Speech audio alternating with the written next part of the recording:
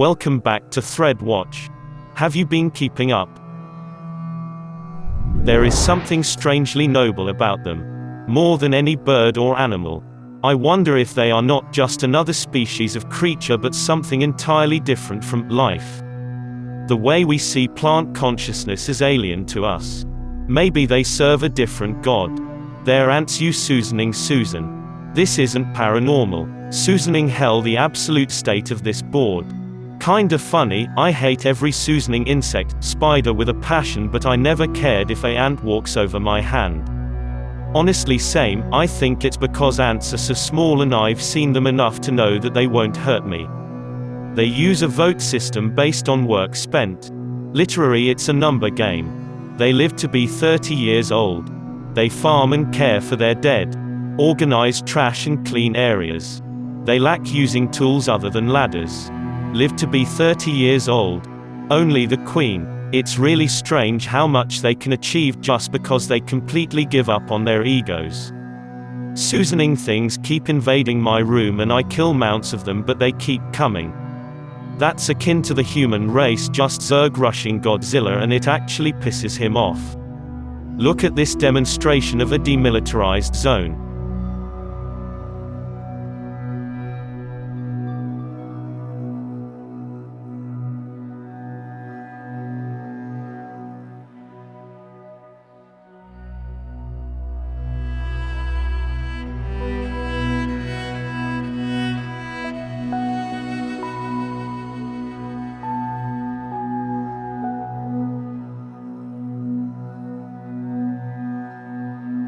Meanwhile on 4 ants, WTF for humans. Engine here, ants are the ones who shrunk us down and allowed us to ride on their backs as the third world flooded. During this time they willing choose to starve, thus tightening their belts more and more, giving them the look they have now. TLDR, don't Susan with ants. Take care of them, and when this world ends they just may let you seek refuge.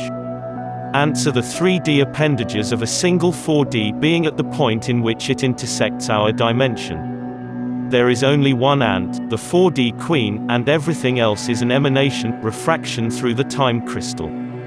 Trips don't lie. What is their endgame? Subtle dominion over the 3D layer over a large period of time.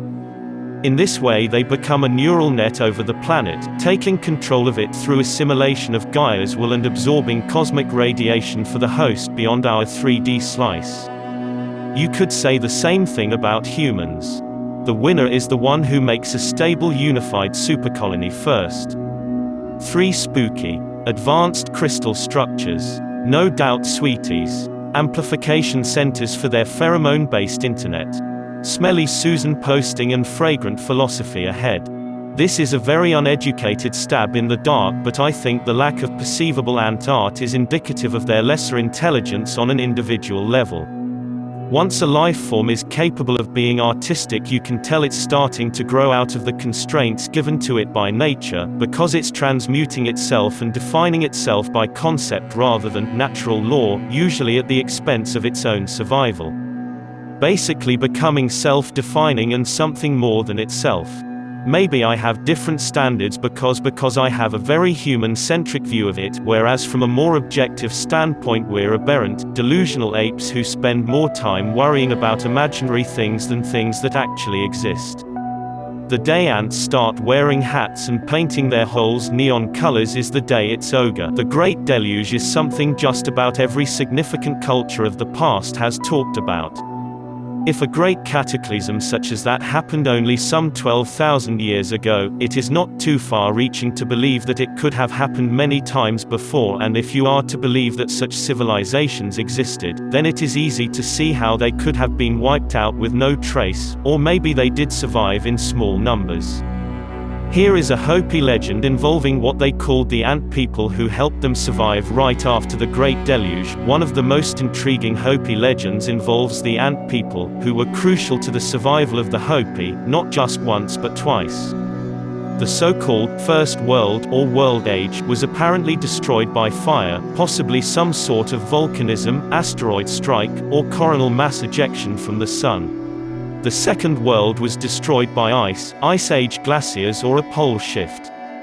During these two global cataclysms, the virtuous members of the Hopi tribe were guided by an odd-shaped cloud during the day and a moving star at night that led them to the sky god named Sotunang, who finally took them to the Ant people, in Hopi, Anu Sinam. The Ant people then escorted the Hopi into subterranean caves where they found refuge and sustenance. A much more selfless people seemingly from this story than the society that revels in hyper-competition and warring we call ours.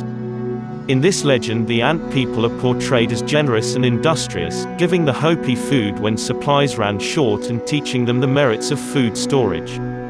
In fact, another legend says that the reason why the ants have such thin waists today is because they once deprived themselves of provisions in order to feed the Hopi.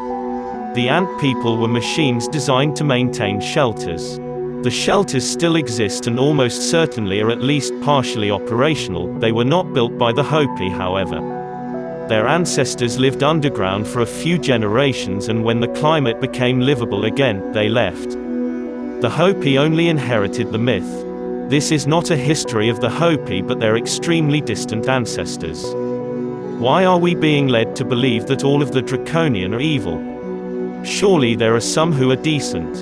Who are the ant people of the Hopi? Where is the current entrance to inner Earth?